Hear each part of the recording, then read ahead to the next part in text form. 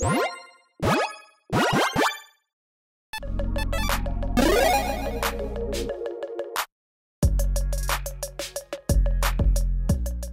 everyone, Mitch coming in for the Commander Score Studio. Welcome to the show. So today's episode comes to you courtesy of Jacob, who's been supporting this channel as a general tier patron, and I truly couldn't do this without the support from amazing patrons like Jacob. So again, Jacob, thank you so much. And for the personalized deck tech, Jacob chose Ramses Assassin Lord with a Lose Your Friends theme, quote, because I enjoy being the table's enemy. So, Jacob, fantastic pick. Cannot wait to talk about this one. Yeah, Ramses is a great commander if you want to lose your friends with certain builds, and this is just the build for you. Ramses is a 4/4 human assassin with death touch that costs 2 blue/black that says other assassins you control get +1/+1, and whenever a player loses the game, if they were attacked this turn by an assassin you controlled, you win the game. So, everyone else again in this multiplayer format of Commander are, trying to take out all other players, right?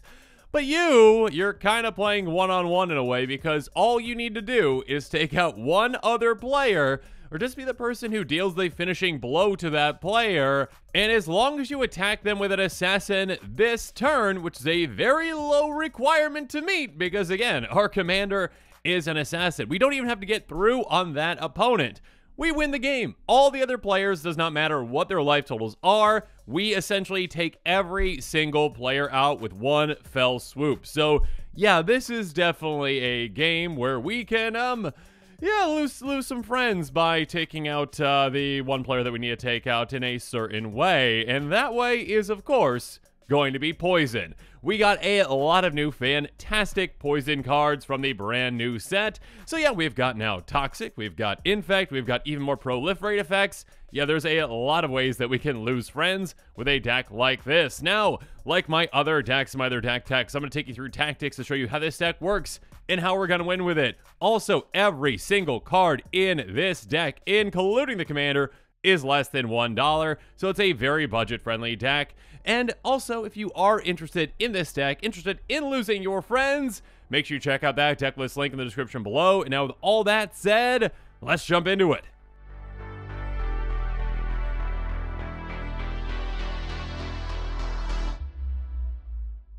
First up, there's Wayfarer's Bauble. Pay 2, tap, sacrifice it, go get a basic land into play tapped. But of course, outside of land ramp, yeah, Dimir is not the best at that. We've got some great mana rock options, including Arcane Signet and Felwar Stone, which can basically each tap for our colors and come into play untapped. And then Dimir Signet, just put one into it, tap it, and it's going to add its guild's colors, blue and black. Also at 2 mana, we've got Talisman of Dominance, which can tap for a colorless or either of our colors for 1 damage, and then Sky Diamond and Charcoal Diamond, which enter the battlefield tapped and tap for one of our 2 colors. Regardless, all these are incredibly efficient and effective mana rocks. Speaking of efficient and effective, though, yeah, Mind Stone also can tap for 1, cost 2. We can also sacrifice the draw card, Everflowing Chalice. Basically, we're going to get half the amount of mana back that we put into it. And then Midnight Clock, it can tap for a blue for 3 mana, so not all that efficient.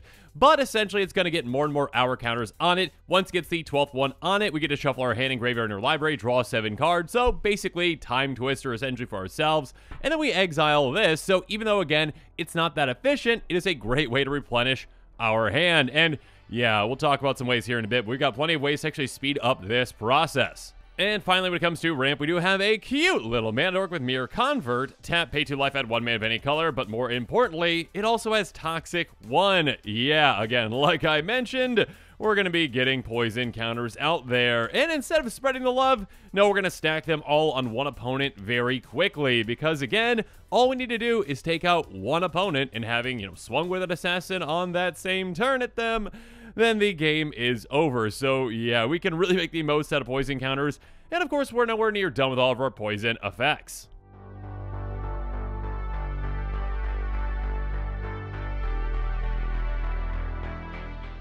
So again, with this brand new Toxic mechanic, we're going to be utilizing some fantastic new cards like Bilious Skulldweller, Dune Mover, and Pestilent Siphoner. The Skulldweller is a 1/1 with Death Touch for just 1 mana that has Toxic 1, so again, we can get that poison train going early. Dune Mover costs 2, also has Toxic 1. Pestilent Siphoner also does cost 2. So yeah, again, very low to the ground, but also this one is evasive with flying on top of having Toxic. So this is a great way to just really get things going and to continuously get poison counters on an opponent that maybe can't, stop a flyer. Next up, even if this one is stopped, though, Blightbelly Rat can help us out in multiple ways. It costs 2 mana, it's a 2/2 with Toxic 1, and when it dies, we also proliferate. Yeah, again, once we get one single poison counter on an opponent, things get out of control, because if we start proliferating, we get more and more counters on that opponent. We are sealing their fate the second they get one of those poison counters, and actually sealing the table's fate as well. Venser Corpus Puppet, another low to the ground toxic creature. Lifelink Toxic 1. Also, if we proliferate, we can make a 3/3 or give an artifact creature flying and lifelink until end of turn. Voidwing Hybrid. Also, a flyer again, 2 mana, 2/1 flying, Toxic 1. Fantastic.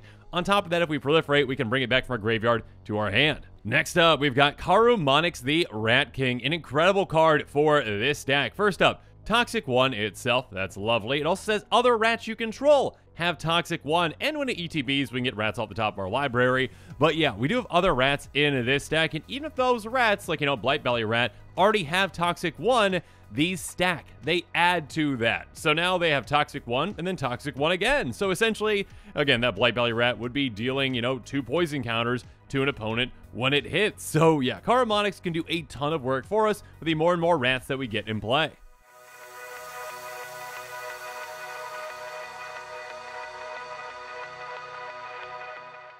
But of course, the OG poison counters. Okay, actually, these aren't the OG poison counters. We'll talk about some other cards here in a bit. But the ones that are more well known from the history of Magic. Infect creatures, of course, are we running those as well with Vector Asp, Flenzerbite, and Ichor Claw Mirror, just to name a few.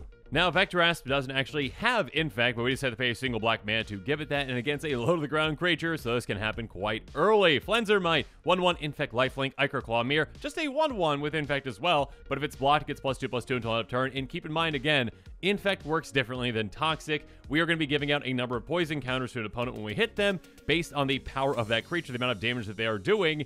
And of course, also, when these creatures do hit a creature, that creature gets -1/-1 counter. So it's kind of like a permanent damage effect. Next up, also at 2 mana, we've got Necropede, 1/1 Infect, but also when it's been the grave from the battlefield, we get a -1/-1 counter on target creature. And again, we've got plenty of ways to proliferate those counters. Plague Stinger, 1/1 Flying Infect, so really good evasion there. And Ichor Rats, 2/1 Infect, and on top of that, when it ETBs, every single player gets a poison counter. So yeah, you can't even escape these creatures, even when they're not hitting you. Just this coming into play, this ETB is going to help us out, get that party started. And yet another rat to help us out. We've got Septic Rats, a 2/2 with Infect, and when it attacks the defending player is already poisoned, it gets ++1, so it's a 3/3 for 3 essentially. Yeah, this can be great. Contagious Nim, just a 2/2 with Infect, and Phyrexian Digester, a 2/1 with Infect, but again, low to the ground creatures. We've got plenty of ways to help them get through and get the Infect going. Get those poison counters on these opponents, or should I say again, one unlucky opponent, because we're going to be taking that player out quite quickly. And finally, we've got Core Prowler, a 2/2 with Infect that does cost 4 mana, so it's quite costly compared to all of our other creatures, or many of them, I should say. But also on top of that, whenever it's put in the graveyard from the battlefield, we proliferate, so some additional poison counters spread out.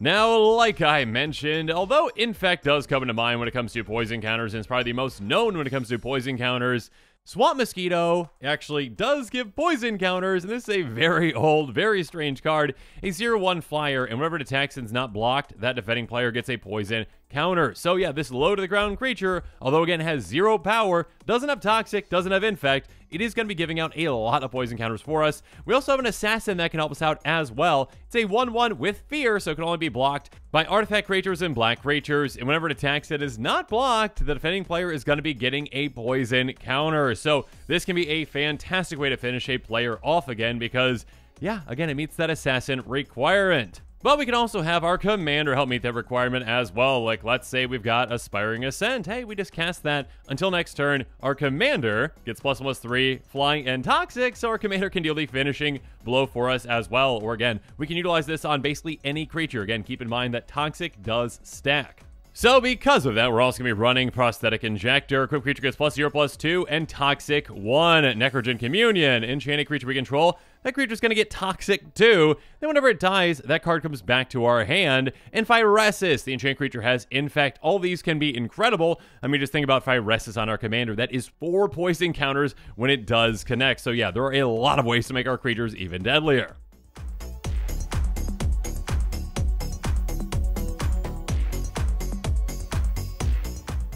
And speaking of deadly, we've got plenty of ways to get our creatures through, like Key to the City, a fantastic repeatable one. Tap, discard a card, make a creature unblockable, and also, when this becomes untapped, we can pay 2 to draw a card, so basically a rummaging effect as well. Open into Wonder, a way to make a massive amount of creatures unblockable, and then, yeah, if they deal combo damage to players, we're going to be drawing cards. So, replenish your hand as well as get through with a lot of Toxic, a lot of Infect, a lot of poison counters. Slip through space, a very specific way to do that. One creature is going to be unblockable, and we also draw a card, so a great cantrip.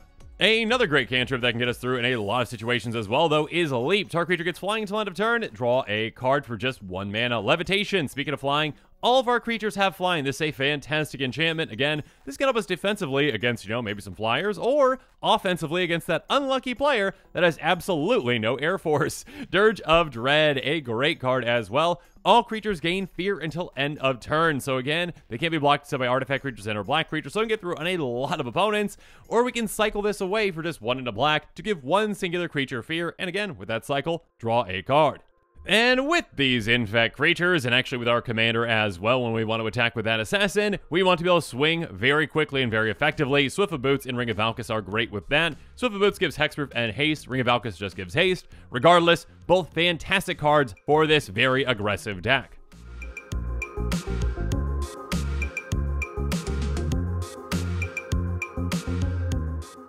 Moving on, yeah, I mentioned we've got a lot of fantastic ways to get even more counters on our opponents as things get started. We just need 1 poison counter on an opponent again to really get going. Thrumming Bird, hey, whenever it deals combo to a player, and again it has flying, we proliferate. So again, get more poison counters. Contagion Clasp, get a -1/- counter on a creature that comes into play, pay 4, tap, proliferate. Throne of Death, tap, sacrifice an artifact, proliferate. So yeah, throw away your mana rocks, throw away even this to actually proliferate. That can be a great way to deal the finishing blow. But yeah, plenty of great repeatable proliferate effects for us to just keep the pressure on that opponent, well, all of our opponents throughout the game.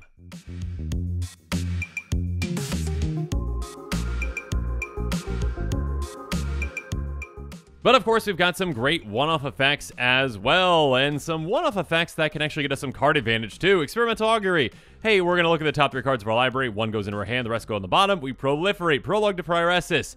Everyone else gets a poison counter. We draw a card. Contentious Plan. Proliferate. Draw a card as well. So great ways to replace themselves, as well as, again, get more and more poison counters on that one unlucky opponent. I mean, I guess in a way all the opponents are unlucky because we're going to be winning anyways, and yeah, I guess some of these effects do, spread the counters out. Regardless, we're going to be focusing on 1 opponent. So moving on, we've also got Steady Progress, Proliferate, draw a card, Infectious Inquiry. We draw 2, lose 2 life, no big deal at all, and on top of that, each opponent gets a poison counter. Distorted Curiosity, this one will not help us get more poison counters on our opponents, but if an opponent has 3 or more poison counters on them, this just costs a single mana to draw 2 cards, and again, that is a very low requirement for this deck to meet. Next up, we've got Tezzeret's Gambit. Draw 2 Proliferate Vivisurgence, Insight, draw 3 Proliferate, and Caress of Phyrexia. This is a huge one. Target player draws 3 cards, loses 3 life, gets 3 poison counters. So again, if we actually need to draw some cards, great, we can, but also, yeah. Hey, player that's at 7 poison counters. Let's attack with our commander at you, and then, yeah, cast this. You lose. Goodbye.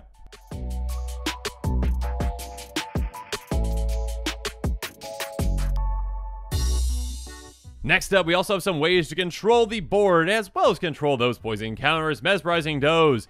Enchant this to a creature, it's going to tap it down, then we proliferate, and the enchant creature doesn't untap target's controller's untap step. Corrupted Conscience. Gain control of any creature on the board, and give it Infect as well. So you'll get the most powerful creature out there, and start smacking your opponent with that Infect. Moving on, Virulent Wound. Get a -1/- counter on a creature. If that creature dies, we get a poison counter on that player. Whisper the Dross. -1/- to a creature. Proliferate. Drown Ichor. -4/- to a creature. Proliferate. So again, some great ways to take things out, as well as get poison counters on an opponent. Next up, we've got Grim Affliction. -1/- counter on a creature, then Proliferate, Vraska's Fall. Everyone wants to sacrifice a creature, Planeswalker, and they also get a poison counter. What a lovely gift for them. Serum Snare. Bounce something back to its owner's hand. If that permanent mana value 3 or less, we proliferate. So this can be, well, a defensive move. We can bounce something back to our own hand. We can bounce something back to an opponent's hand. And as long as it's small, we are going to be proliferating. We can also control things, though, with some counter spells, though, like Corrupted Resolve. As long as an opponent is poisoned, we're going to be able to counter their spells with this for just 2 mana. Reject Imperfection. Counter a spell if it's a small spell. Again, mana value 3 or less, we proliferate. Fuel for the cause. Counter any spell, then proliferate.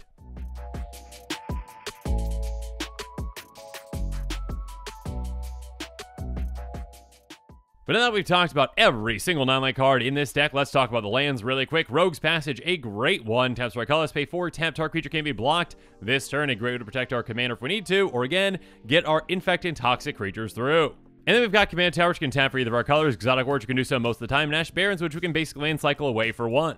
Next up, we've got Evolving Wilds, a Terramorphic Expanse, both of which we can tap and sacrifice, get a basic land into play tapped. And then Maestro's Theater and Obscure Storefront are somewhat similar. They ETB, we sacrifice them, we gain 1 life, and we go get an Island or Swamp into play tapped. A Mirrored Landscape can be also sacrificed, but this one to actually ramp us to go get more lands. Next up, we've got Choked Estuary and Sunken Hollow, each of which can enter the battlefield untapped if we meet the requirement, and they can tap for either of our colors, and Dimir Aqueduct is our bounce land. Moving on, we got Darkwater Catacombs, a Filter Land, Temple Deceit, a Scry Land, and Dismal Backwater, which is going to gain us 1 life when it comes into play.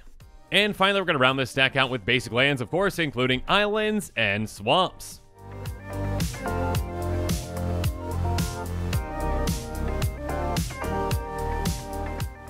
And of course, now that we've talked about every single card in this deck, let's talk about the price. And like I mentioned at the beginning of this episode, every single card in this deck, including the commander, is less than $1, so it's a very budget-friendly deck with an estimated cost of $28.65. And keep in mind, that estimated cost does include basic lands at 10 cents a piece, so if you already have those basics, there's some extra savings for you there. And speaking of potential extra savings, you might be able to save even more by buying this deck on TCG Player and utilizing heavily played and damaged cards, which of course need a home too. Though do keep in mind this estimated cost does not include the cost of shipping, which might vary depending upon where you live. And yeah, with that, this episode is coming to a close, so let me know what your thoughts are on it in the comments below. And of course, as always, thanks again and have a good one. This show and episodes like this one are possible thanks to viewers like you. If you're looking for an easy way to help support this show, make sure that you like, share, and subscribe. Also, hit that bell notification icon so you don't miss any new episodes. You can also go check out our playmats and other merchandise at thecommandersquarters.com. We also have a ton of brand new t-shirt designs in stock, so make sure you check out those as well. Another easy way to support this show is with our TCG Player affiliate links. So whether you're buying a deck or individual cards, you can use this general link right here or one in the description. And the final way that you can support this show is by supporting us directly by becoming a patron. There are many benefits to being a patron, and I truly couldn't do this without all of their support.